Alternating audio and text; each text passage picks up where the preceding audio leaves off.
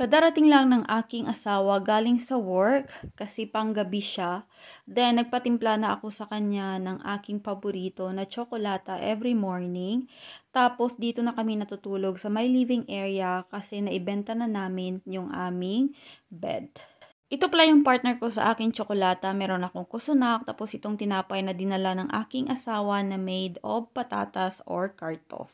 At the same time is nanonood rin ako ng filmy. Pumunta ako dito sa aming empty na room at ito yung kanyang itsura. Nagdupa-dupa ako dira kay gusto ko mabalaan kung ano ang size ang amon nga room. May pagka-aesthetic ining amon kwarto kay tanawan ninyo ang amon nga floor or puda is wooden ina siya tapos may pa-dancing-dancing pa kita dira. Ginawa ko ng dancing studio yung aming empty na room. Dito ako naglalakad, dito ako nag-exercise, at the same time is nag-yoga habang wala pang laman na mga kagamitan dito. Tinanong ko na rin yung aking asawa kung kakain na kami at sabi niya oo. Kaya ininit ko na itong naiwan namin na chorba de pereshware, tapos itong munggo na may manok. Dito kasi sa aming bahay is init-init na lang talaga yung mga pagkain kasi kapag ako ang nagluluto, ginatingob ko na para makatipid kami sa gas.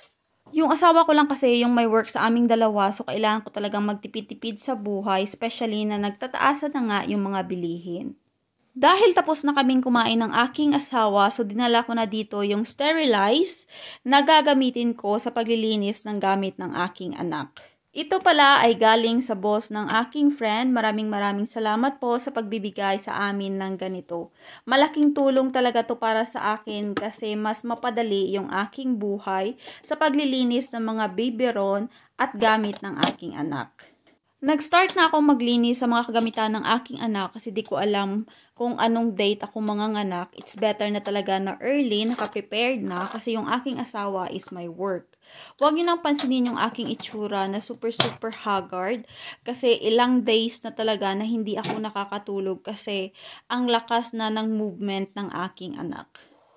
Tinuruan ko na rin yan yung aking asawa kung paano gamitin yung sterilize para in case na busy ako, siya na lang yung gagawa nito. We are so blessed talaga sa mga bagay na binigay sa amin, especially sa mga kagamitan na kagaya nito. Hindi lang ito, kundi madami pa. Kasi nga, sabi ko sa inyo, nakaka-save talaga kami. Kasi kung bibilhin mo yung mga ganitong bagay, is mahal po siya. Hindi porket nakapag-asawa ka ng AFAM at dito nakatira sa ibang bansa is marami ka ng pera. Kailangan mo po ditong kumayod. It's better na dalawa kayong mag-asawa yung kumakayod kasi mas magaan ang inyong pamumuhay. Maswerte ka na kapag may taong nagpapahiram sa iyo ng pera, pero kadalasan talaga yung takbuhan ng mga tao dito is sa bangko, pero mataas yung interest.